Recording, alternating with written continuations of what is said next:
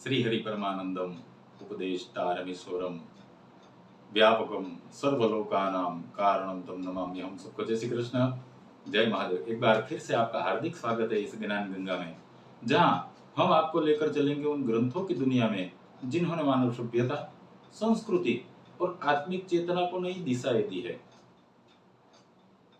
देखिए, आज के युग में कौन ऐसा व्यक्ति है जो पैसा कमाना नहीं जानता?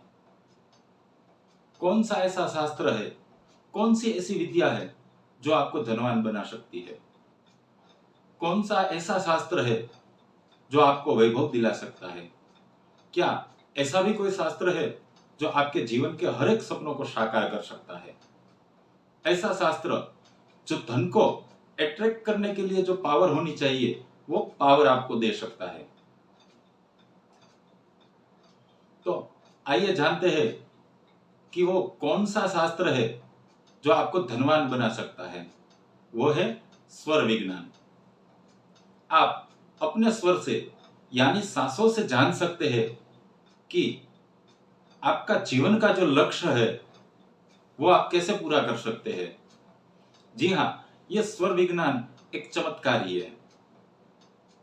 बस आपको सही स्वर, जब आपका स्वर चल रहा हो तब आपको कौन सा कार्य करना है वो जानना है, और वो ज्ञान आपको इस ग्रंथ के द्वारा प्राप्त कर सकते हैं।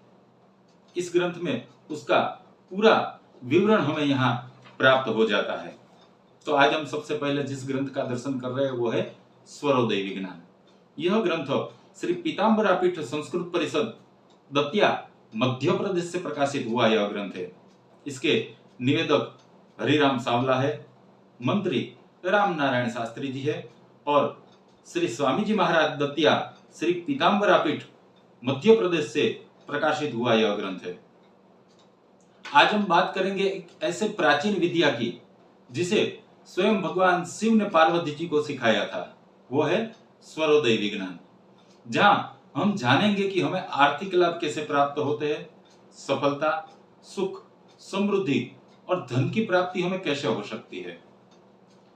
यह वह रहस्यमय शास्त्र है जो केवल सांसों के प्रवाह से भविष्य, भाग्य, स्वास्थ्य और धन सबका ज्ञान हमें प्राप्त कराता है, जिसे जानने के बाद मनुष्य अपने जीवन का नियंता स्वयं बन जाता है।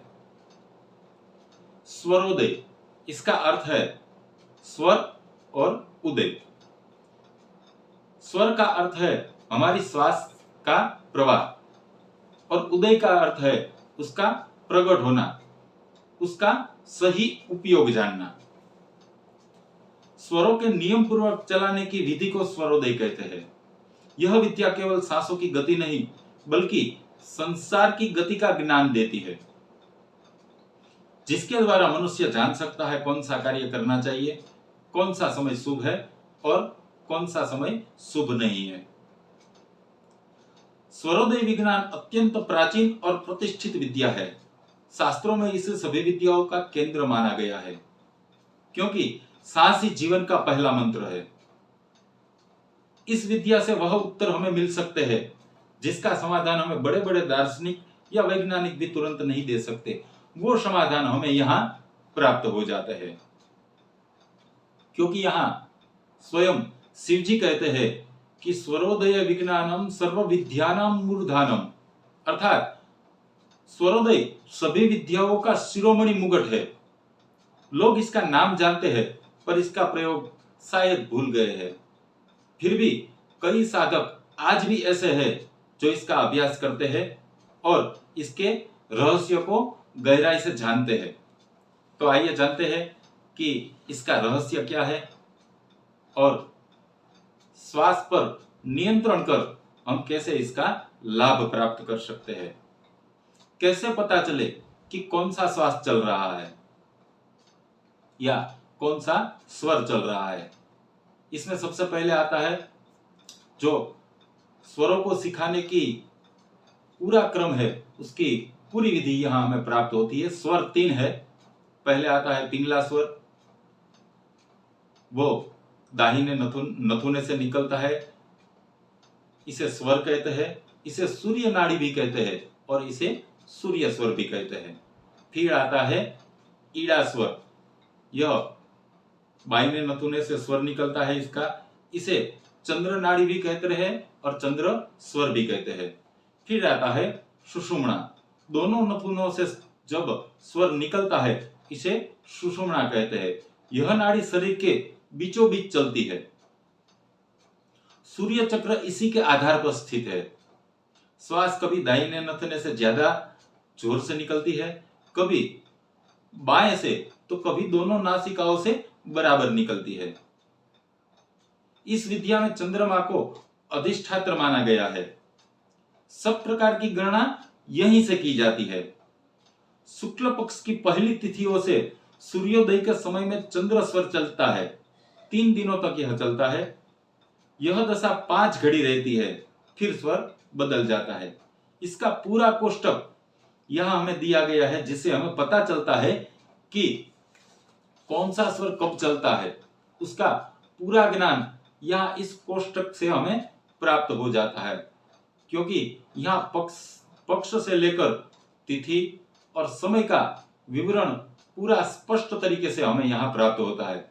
फिर आता है पंच तत्वों का वर्णन, जिसमें आकाश, वायु, अग्नि, पृथ्वी और जल, यह 5 तत्व बताए गए हैं। जहां बताया गया है कि हर एक नासिका से एक स्वर 5 घड़ी तक चलता है, फिर दूसरी नासिका से चलने लगता है। जब स्वर चलता है तो उसमें तत्व भी एक एक घड़ी के हिसाब से चलने लगते हैं। इसकी पूरी जानकारी के लिए यहाँ पर इसका भी पूरा चार्ट हमें दिया गया है, जिससे हम जान सकते हैं कि जब स्वर चलता है तब तत्वों को कैसे पहचान सकते हैं। इसका पूरा कोष्टक हमें यहाँ प्राप्त होता है, जिसे हम आसानी से समझ सकते हैं कि कौन सा स्वर चल रहा है और कौन सा तत्व चल रहा है। उसका पूरा विवरण हमें यहाँ प्राप्त होता है। फिर आगे यहाँ दिया गया है स्वर ज्ञान की रीत बताई गई है, जिसमें स्वर पहचानने की जो रीत है वो यहाँ सिखाई गई है। साथ में कौन से स्वर के साथ कौन सा तत्व चल रहा है उसकी सरलविधि बताई गई है। फिर आता है स्वरों के स्वामी, दिन और राशियां। इसका भी पूरा कोष्टक हमें यहाँ प्राप्त होता है, जिससे आसानी से हम जान सकते हैं कि कौन सा स्वर चल रहा है, उनके स्वामी कौन से हैं और उनकी राशियां कौन सी है। फिर आता है स्वरों में अच्छे कामों का वर्णन, यानी आपका जो स्वर चल रहा है उसमें आप कौन कौन से अच्छे काम कर सकते हैं, कौन कौन से बुरे काम कर सकते हैं, उसका भी पूरा विवरण हमें इस ग्रंथ में प्राप्त हो जाता है। उसमें सबसे पहले आता है चंद्र स्वर। चंद्र स्वर का संबंध मन, स्थिरता, जल, भावना, चंद्र तत्व और लक्ष्मी जी से है। यह शांति, संचय, स्थायित्व और रक्षण का द्योतक है। इसमें स्वयं शिव जी कहते हैं, चंद्रे धने स्थायी लाभ, यात्रायाम सौख्यमेव च, अर्थात चंद्र स्वर में किए गए कार्य स्थिर, लाभकारी और सुखद फल देने वाले होते हैं। इनके कार्यों की सूची पर एक नजर करते हैं। यहाँ पूरी सूची हमें प्राप्त होती है कि चंद्र स्वर में हमें कौन कौन से कार्य करने चाहिए। इसमें सबसे पहले आता है धन तिजोरी में रखना। अगर आप अपना धन अपनी ही तिजोरी में रखना चाहते हैं तो चंद्र स्वर में रखना चाहिए, जिससे आपका जो धन है वह स्थिरता से रह सकता है। फिर आता है बैंक में निवेश करना। इसमें भी आप चंद्र स्वर में बैंक में निवेश कर सकते हैं। फिर आता है नया निवेश करना लंबे समय तक। अगर लंबे समय तक आपको निवेश करना हो तो चंद्र स्वर में करें, यह आपको बहुत ज्यादा फल प्रदान करेगा। फिर आता है स्थायी संपत्ति खरीदना, जैसे जमीन, मकान, दुकान, ऑफिस, वाहन इत्यादि, वो आप चंद्र स्वर में कर सकते हैं तो आपको बहुत ही लाभकारी होगा और सुखद फल प्रदान करने वाला होगा। फिर आता है विवाह, संस्कार, पूजा, जप, तप और आराधना, यह सब आप चंद्र स्वर में कर सकते हैं। फिर यात्रा का उल्लेख किया है कि उत्तर और पूर्व की दिशा और आपको यात्रा करनी चाहिए। फिर आता है बीमार व्यक्ति से अगर आपको मिलने जाना है तो आप इसी स्वर में जा सकते हैं। या फिर आपको चिकित्सा करवानी है, यदि आपने किसी डॉक्टर की अपॉइंटमेंट ली है और आप चिकित्सा करवाने जा रहे हैं तो आपको इसी स्वर में जाना चाहिए, जिससे आपको बहुत ही फल प्राप्त होगा। फिर आता है नया वस्त्र, आभूषणों की खरीदी करना, जैसे सोना, चांदी या गृह उपकरणों की खरीदी करना। जैसे घर के लिए आप किसी भी उपकरणों की खरीदी करना चाहते हैं तो आप इस स्वर में कर सकते हैं, जो आपको बहुत ही लाभदायी प्राप्त हो सकती है। फिर आता है कर्ज वापस लेना या किसी से धन प्राप्त करना। अगर आपको किसी के पास से धन प्राप्त करना है या फिर आपने किसी को कर्ज दिया है वो वापस लेना है तो भी आप इस स्वर में कर सकते हैं, जो आपको बहुत ही लाभदायी होता है। फिर आता है राजकार्य, अधिकारियों से मिलना, राजकीय कार्य करना। ये सब शुभ कार्य यहाँ माने गए हैं। ये आपको जब चंद्र स्वर में चलता हो तब करना चाहिए। साथ में तत्व का भी ख्याल रखना चाहिए। जब चंद्र स्वर में जल या पृथ्वी तत्व चलता हो तो आपका जो काम है वह उसी क्षण पूरा हो जाएगा।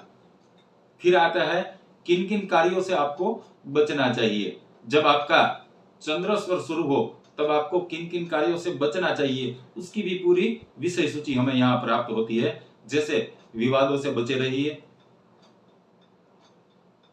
फिर किसी से झगड़ा ना करें, यह आपके लिए बहुत बुरा साबित हो सकता है।